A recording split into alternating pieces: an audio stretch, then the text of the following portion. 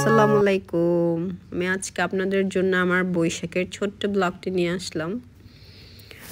আসলে সময়ের জন্য সবকিছু ঠিক টাইমে আপলোড করা হয় না। এই তো সেদিন দুটো ফ্রেশ ইলিশ নিয়ে এসেছিল, বৈশাখের আগের দিনের রাত। দেন আমি ইলিশগুলো একটু ধরে দেখছিলাম, আসলে অনেক ফ্রেশ ছিল। দেন আমি কাটার জন্য একটু হেল্প নিচ্ছিলাম।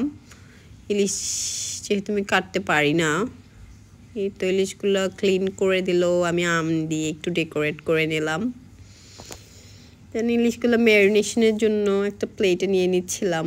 আসলে ইলিশে তো যতটুকু জানি আমি বেশি মশলা ইউজ করা হয় না, অনলি এটা হচ্ছে গুঁড়া মরিচ আর হচ্ছে হলুদ আর লবণ, সরিষার তেল দিয়ে ম্যারিনেশন করে। আমি আম্মুর কাছ থেকে দেখেছি, আম্মু এভাবেই করতো সবসময়। দেন ম্যারিনেশন শেষ করে আমি এটা আসলে ওই দিন রাতেই ফ্রিজে রেখে দিয়েছিলাম, যেহেতু সকালে উঠে খাবো। দেন সকালে উঠে আসলে ইলিশ খাওয়া হয়নি, যেহেতু আমরা ঘুম থেকে উঠতে অনেক লেট করে ফেলেছিলাম। এটা সকালের একটা ভিডিও, পাউরুটি টোস্ট দিয়ে চালিয়ে দিলাম। এই তো আমার বৈশাখের প্রিপারেশন শুরু করলাম। এখন ফার্স্টে আমি কিছু শুকনো মরিচ টেলে নিচ্ছিলাম ভর্তার জন্য, যেহেতু অনেকগুলো ভর্তা হবে, তাই ভর্তার জন্য মরিচগুলো টেলে নিলাম। দেন এখানে আলুগুলো মেশ করে ভর্তার জন্য পেঁয়াজ কাঁচামরিচ দিয়ে একটু ভর্তাগুলো করে নিচ্ছিলাম। এখন ইলিশগুলো ফ্রাই করে নিব। ইলিশ ফ্রাই করার সময় যে সাউন্ডটা হয়, ওটা আমার আসলে অনেক ভালো লাগে।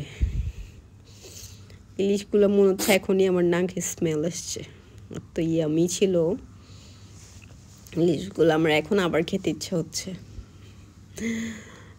যাই হোক, এই তো আমি ইলিশগুলো ফ্রাই করে নিচ্ছিলাম। ইলিশ ফ্রাই করার পর আমি তার মধ্যে কিছু শুকনো মরিচ দিয়ে দিলাম, একটু কাঁচা পেঁয়াজ দিলাম। এভাবে করলে আসলে ইলিশটা খেতে অনেক মজা লাগে। আম্মু তখন এভাবেই করতো আমাদের জন্য। এমনি যে কোনো মাছ এভাবে ফ্রাই করলে অনেক মজা হয়। দেন আমি কাঁচা আম নিয়ে নিলাম।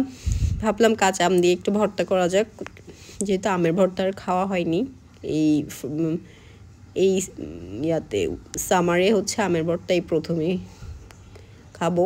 দেন একটু চিনি অ্যাড করে দিলাম, যেহেতু আমটা অনেক বেশি টক ছিল, চিনি দিয়ে দিলাম। এখানে তিত করলা ভাজি হচ্ছিল, টমেটো ভর্তা। এই তো দেন ইলিশ ফ্রাই আমি একটু ডেকোরেট করে নিচ্ছিলাম সব কিছু। আমার ইলিশ ফ্রাইটা আসলে অনেক সুন্দর হয়েছিল। এই তো সব কিছু আমি প্লেটিং করে নিয়েছি। আসলে আমরা সেদিন পান্তা ইলিশ সকালে খাইনি, আমরা খেয়েছি দুপুরবেলায়, যেহেতু আমরা ঘুম থেকে উঠতে পারিনি।